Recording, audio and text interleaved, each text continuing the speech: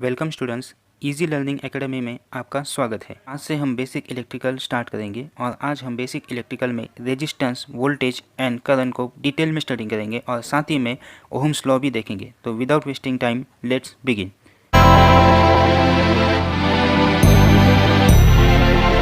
देखो स्टूडेंट्स, आपके सामने दो कंटेनर्स है, कंटेनर 1 एंड कंटेनर 2। कंटेनर 1 पानी से कम्प्लीटली फिल्ड है एंड कंटेनर 2 पूरा एम्प्टी है, जिसकी वजह से कंटेनर 1 से पानी कंटेनर 2 में जाने की कोशिश कर रहा है, क्योंकि वो इन दोनों में जो पोटेंशियल का डिफरेंस है उसे कैंसिल करना चाहता है। तो कंटेनर 1 हायर पोटेंशियल पे है और कंटेनर 2 लोअर पोटेंशियल पे। इसी वजह से पानी कंटेनर 1 से कंटेनर 2 में फ्लो होने की कोशिश कर रहा है। इन दोनों के इस पोटेंशियल डिफरेंस को ही वोल्टेज कहा जाता है। वोल्टेज क्या होता है? Potential difference between any two points. तो यहाँ पे क्या है, कंटेनर 1 हायर पोटेंशियल पे है और कंटेनर 2 लोअर पोटेंशियल पे। इसी वजह से पानी कंटेनर 1 से कंटेनर 2 में फ्लो हो जाएगा। तो इसे क्या कहते हैं? Voltage. Potential difference between any two points को कहा जाता है वोल्टेज। और जो पानी फ्लो होगा, ध्यान से सुनिएगा, जो पानी कंटेनर 1 से कंटेनर 2 में फ्लो हो जाएगा उसे कहा जाता है करंट। काफ़ी सीधी सी बात है। जो पोटेंशियल डिफरेंस है उसे कहा जाता है वोल्टेज और जो पानी फ्लो होगा उसे कहा जाता है करंट। तो देखिए, जब पानी कंटेनर 1 से कंटेनर 2 में फ्लो होना स्टार्ट करेगा तब पानी का पाइप का इंटरनल रेजिस्टेंस एंड पानी की विस्कोसिटी उसे अपोज करने लगेगी। इस अपोजिशन को कहा जाता है रेजिस्टेंस। तो ये तीनों चीज़ें काफ़ी सिंपल है। अगर आप ध्यान से देखें तो आपको कोई इसको लर्न करने की ज़रूरत नहीं। देखिए, कंटेनर 1 हायर पोटेंशियल पे है, कंटेनर 2 लोअर पोटेंशियल पे। तो जब हम इस स्विच को ओपन करेंगे तो पानी कहाँ से कहाँ फ्लो हो रहा है? कंटेनर 1 से कंटेनर 2 में। जो पानी फ्लो हो रहा है उसे कहा जाता है करंट। और जिसकी वजह से, किसकी वजह से फ्लो हो रहा है? ये पोटेंशियल डिफरेंस की वजह से। अब पानी फ्लो हो रहा है क्या? नहीं। क्यों? क्योंकि इसका पोटेंशियल डिफरेंस जीरो हो गया है।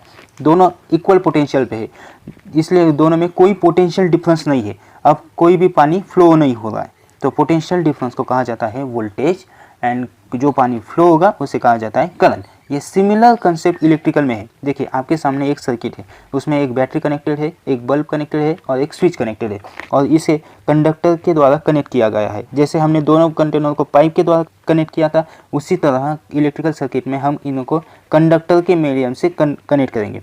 तो अब देखिए, बैटरी को आप ध्यान से देखिएगा। बैटरी में आप क्या देख रहे हैं? एक पॉजिटिव टर्मिनल है और एक नेगेटिव टर्मिनल है। पॉजिटिव टर्मिनल में पॉजिटिव आयंस होते हैं और नेगेटिव टर्मिनल में नेगेटिव आयंस होते हैं। तो मैंने सिर्फ नेगेटिव आयंस ही आपको क्यों दिखाए हैं?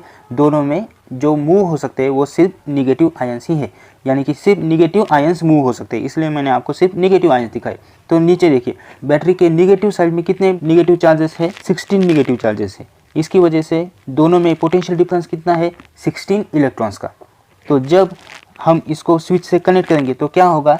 ये दोनों इलेक्ट्रॉन्स दोनों साइड को बैलेंस करने की कोशिश करेंगे। इसका मतलब यहाँ से 8 इलेक्ट्रॉन्स निकल के पॉजिटिव टर्मिनल्स की तरफ जाएंगे। क्यों?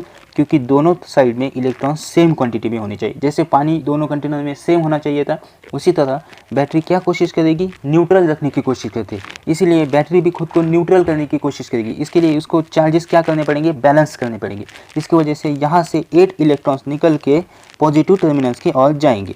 तो देखिए, जब हम स्विच क्लोज करेंगे तभी इलेक्ट्रॉन्स की मूवमेंट स्टार्ट होगी और इस इलेक्ट्रॉन की मूवमेंट को कहा जाता है करंट।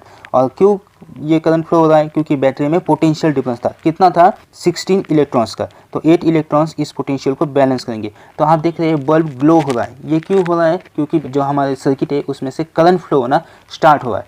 तो ये कब तक करंट फ्लो होगा? जब तक दोनों साइड में चार्जेस बैलेंस ना हो जाए। देखिए, अब ये लास्ट इलेक्ट्रॉन जा रहा है। जब ये लास्ट इलेक्ट्रॉन एंटर करेगा, बल्ब हमारा बंद हो गया। ये क्यों हुआ? क्योंकि बैटरी हमारी डिस्चार्ज हो गई। डिस्चार्ज का मतलब क्या होता है? दोनों साइड में सेम इलेक्ट्रॉन है। बैटरी के ऊपर भी 8 इलेक्ट्रॉन्स है, नीचे भी 8 इलेक्ट्रॉन्स है। तब जब ये इलेक्ट्रॉन्स फ्लो हो रहे थे तो क्या हो रहा था? करंट फ्लो हो रहा था। और उस करंट को कौन अपोज करता है? मैंने क्या बताया था? Resistance. Opposition to the flow of electron क्या है? रेजिस्टेंस होता है। तो जो हमारे इलेक्ट्रॉन्स है वो निगेटिव टर्मिनल से पॉजिटिव टर्मिनल के गए थे और हमने करंट की डायरेक्शन पॉजिटिव टू निगेटिव दिखाई। ये क्यों हुआ है? क्योंकि हमेशा ही पॉजिटिव को हायर पोटेंशियल पे माना जाता है और निगेटिव को लोअर पोटेंशियल पे माना जाता है। तो करंट कहाँ से कहाँ फ्लो होगा? हायर पोटेंशियल से लोअर पोटेंशियल की तरफ। तो हायर पोटेंशियल पे कौन है? Positive terminal.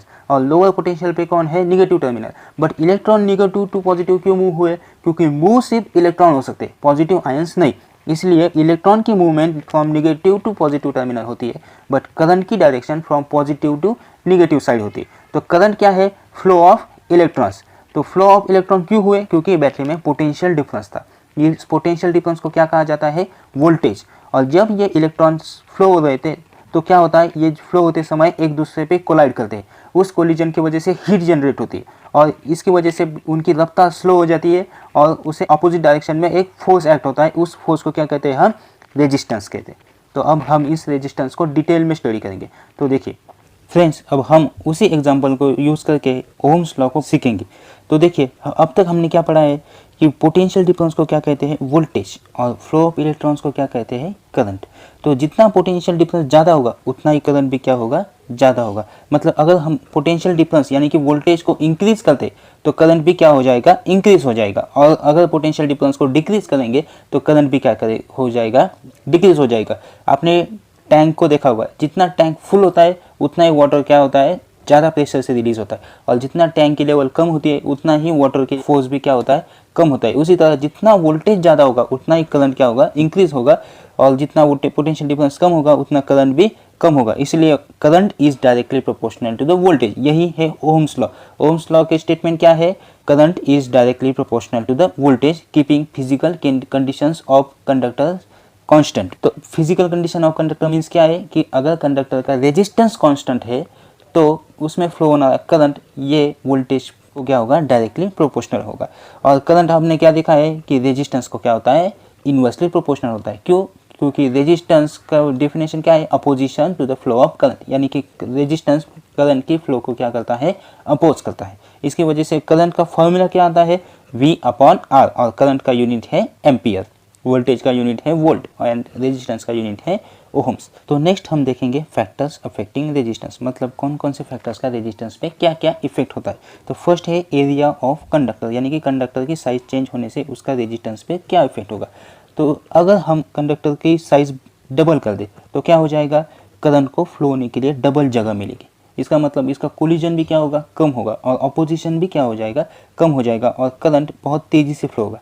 समझ रहे आप, अगर हम कंडक्टर की साइज़ को डबल कर दे तो क्या हो जाएगा, इलेक्ट्रॉन्स को फ्लो होने के लिए बहुत ज़्यादा जगह मिलेगी। इसकी वजह से उनके बीच में जो कोलिजन है वो क्या होगा, कम होगा, और हीट भी कम जनरेट होगी, और उनको अपोजिशन भी क्या हो जाएगा, कम हो जाएगा। इसलिए resistance is inversely proportional to the cross sectional area. अगर हम क्रॉस सेक्शनल एरिया को बढ़ाते हैं तो रेजिस्टेंस कम हो जाती है, और अगर क्रॉस सेक्शनल एरिया को कम करते हैं तो रेजिस्टेंस क्या हो जाएगी, बढ़ जाएगी। आप देख रहे हैं, अगर कंडक्टर की साइज बढ़ा दे तो करंट क्या हो जाएगा, इंक्रीज हो जाएगा। इसका मतलब करंट को अपोजिशन क्या हो रही है, कम हो रही है। उसकी वजह से अगर कंडक्टर का एरिया हम बढ़ाते तो उसका रेजिस्टेंस भी क्या हो जाएगा, कम हो जाएगा। अब हम नेक्स्ट देखेंगे फैक्टर्स अफेक्टिंग रेजिस्टेंस, मतलब कौन कौन सी चीज़ों से रेजिस्टेंस अफेक्ट होता है। तो फर्स्ट क्या है, एरिया ऑफ कंडक्टर। देखो अगर कंडक्टर की साइज हम डबल कर दें तो क्या होगा, अब करंट को फ्लो होने के लिए बहुत ज़्यादा जगह मिली है। इसकी वजह से उसे जो अपोजिशन हो रहा था वो भी क्या होगा, कम होगा, और करंट का फ्लो क्या होगा, इंक्रीज होगा। तो अगर हम कंडक्टर की साइज बढ़ा देते तो उसका अपोजिशन क्या होता है, कम होता है, यानी कि रेजिस्टेंस क्या होता है, कम हो जाता है। इसी वजह से रेजिस्टेंस जो है वो क्रॉस सेक्शनल एरिया को क्या है, इनवर्सली प्रोपोर्शनल है। अब क्रॉस सेक्शनल एरिया का तो हम समझ गए कि रेजिस्टेंस क्रॉस सेक्शनल एरिया को इनवर्सली प्रोपोर्शनल है। जितना कंडक्टर का एरिया बढ़ेगा उतना उसका रेजिस्टेंस क्या होगा, कम होगा। क्यों होगा, क्योंकि करंट को फ्लो होने के लिए ज़्यादा जगह मिलेगी। जितनी ज़्यादा जगह मिलेगी उतना इलेक्ट्रॉन में कोलिजन क्या होगा, कम होगा, और उसकी वजह से ज़्यादा इलेक्ट्रॉन्स फ्लो हो जाएंगे और करंट ज़्यादा फ्लो होगा। इसकी वजह से रेजिस्टेंस क्या होगा, कम होगा। अब हम नेक्स्ट देखते हैं, लेंथ ऑफ कंडक्टर चेंज करें तो उसका रेजिस्टेंस पे क्या इफेक्ट होता है। तो देखिए फर्स्ट जो हमारा एग्जांपल था वही कंसीडर कीजिए। अब हम क्या करेंगे, जो लेंथ है वो सिर्फ बढ़ा देंगे। अब लेंथ बढ़ने की वजह से करंट को फ्लो होने की ड्यूरेशन भी क्या होगी, बढ़ जाएगी। जितनी उसकी फ्लो होने की ड्यूरेशन बढ़ेगी उतना ही उसका कोलिजन भी क्या होगा, बढ़ जाएगा, और अपोजिशन भी क्या होगा, बढ़ेगा। समझ रहे कि नहीं, जितनी हम इसकी लेंथ बढ़ाएंगे कंडक्टर की उतना ही करंट को फ्लो होने का ड्यूरेशन क्या होगा, ज़्यादा होगा। जितना देर तक वो करंट फ्लो होगा उतना ही उसका कोलिजन भी क्या होगा, इंक्रीज होगा। उसकी वजह से उसका रेजिस्टेंस भी क्या होगा, इंक्रीज होगा। इसलिए resistance is directly proportional to length and inversely proportional to area. अगर एरिया बढ़ाते हैं तो रेजिस्टेंस डिक्रीज होता है, और लेंथ बढ़ाते हैं तो रेजिस्टेंस क्या होगा, इंक्रीज होगा। तो देखिए पानी का फ्लो क्या होगा, कम हो गया। अब हम इसी से ही रेजिस्टेंस का फॉर्मूला डिराइव करेंगे। तो हमें क्या पता है, resistance is directly proportional to the length and inversely proportional to the area.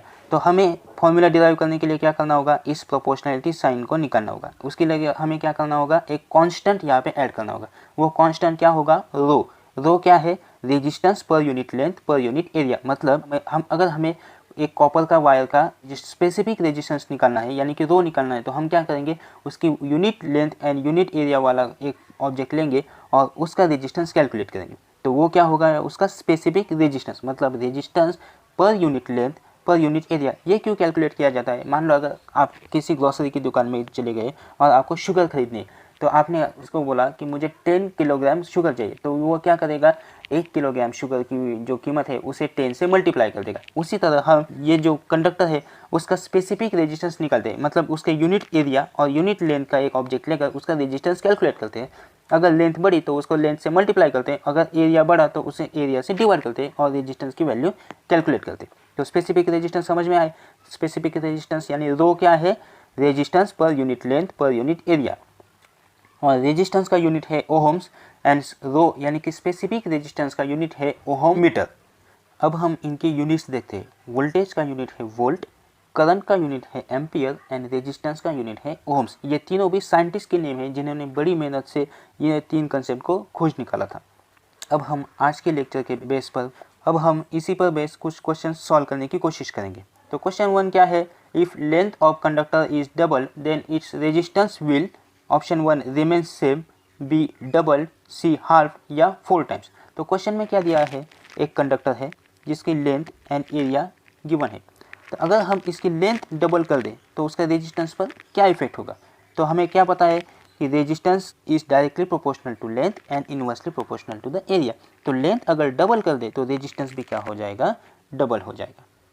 Concept clear हो गई। क्यों, क्योंकि लेंथ को रेजिस्टेंस क्या है, डायरेक्टली प्रोपोर्शनल है। इसकी वजह से अगर हम कंडक्टर की लेंथ बढ़ा देंगे तो उसका रेजिस्टेंस भी क्या होगा, बढ़ जाएगा। यहाँ पर लेंथ क्या हुए, डबल हुए, इसकी वजह से उसका रेजिस्टेंस भी क्या होगा, डबल होगा। सेकंड एग्जांपल, सेकंड क्वेश्चन देखिए, इसमें क्या पूछा है, if area of conductor is double then its resistance will. तो देखिए कंडक्टर का एक यूनिट एरिया था, लेंथ एंड एरिया सेम। अब हमने क्या किया, उसका एरिया बढ़ा दिया, इसकी वजह से क्या हुआ, करंट को फ्लो होने के लिए ज़्यादा जगह मिल गई। तो हमारा फॉर्मूला क्या है, resistance is directly proportional to length and inversely proportional to the area. अगर हम एरिया बढ़ा दें तो रेजिस्टेंस क्या होगा, कम हो जाएगा। तो यहाँ पर एरिया क्या हुआ है, डबल हुआ है, तो जो रेजिस्टेंस है वो क्या होगा, हाफ हो जाएगा। कंसेप्ट क्लियर हो गई। अब नेक्स्ट, ये काफ़ी इंपॉर्टेंट क्वेश्चन है, देखिए, if a conductor is stretched so that its length get double then its resistance will be. यहाँ पे क्या हुआ है, एक कंडक्टर था, उसको खींच के उसकी लेंथ क्या कर दी है, डबल कर दी। तो देखो ये कंडक्टर था, उसका लेंथ है, एरिया है, अगर हम इसको खींच के इसकी लेंथ डबल कर दे तो यहाँ पे देखिए खींच के लेंथ इसकी डबल की है, इसकी वजह से इसका एरिया क्या होगा, कम हो गया। समझ में आ रहा है, खींचने की वजह से इसका एरिया क्या होगा, कम होगा। तो इसकी वजह से इसकी लेंथ डबल हो जाती है एंड एरिया क्या हो जाएगा, हाफ हो जाएगा। अब हमें फॉर्मूला क्या पता है, resistance is directly proportional to length and inversely proportional to the area. यहाँ पे जो सेकंड है कंडक्टर, उसकी लेंथ क्या है, पहले वाली कंडक्टर की डबल है, और एरिया क्या है, पहले वाली कंडक्टर के हाफ है। तो फॉर्मूला में अगर हम डालेंगे तो क्या होगा, तो R2 is equal to twice L1 upon 0.5 A1। L1 upon A1 क्या है, R1 है, तो यहाँ पे रेजिस्टेंस क्या हो जाएगा, 4 टाइम्स हो जाएगा। ये कंसेप्ट हमेशा याद रखना, क्योंकि इस पर बेस क्वेश्चन आते हैं। लोगों को क्या लगता है कि लेंथ डबल कर दी है इसलिए रेजिस्टेंस क्या हो जाएगा, डबल हो जाएगा। ये बात यहाँ पे नहीं है। अगर स्ट्रेच करके हम लेंथ बढ़ा दें तो उसका एरिया हो जाएगा हाफ, और इसकी वजह से उसका रेजिस्टेंस क्या होगा, 4 टाइम्स होगा। क्यों, क्योंकि लेंथ डबल हो जाती है एंड एरिया हाफ हो जाता है। समझ ले। अब हम नेक्स्ट लेक्चर में series and parallel combination of resistance और उसके ऊपर बेस न्यूमेरिकल्स देखेंगे, जो कि एग्जाम के लिए बहुत ही इंपॉर्टेंट है। तो अगर वीडियो पसंद आए तो वीडियो को लाइक ज़रूर कीजिए और नेक्स्ट वीडियो के लिए चैनल को सब्सक्राइब कीजिए।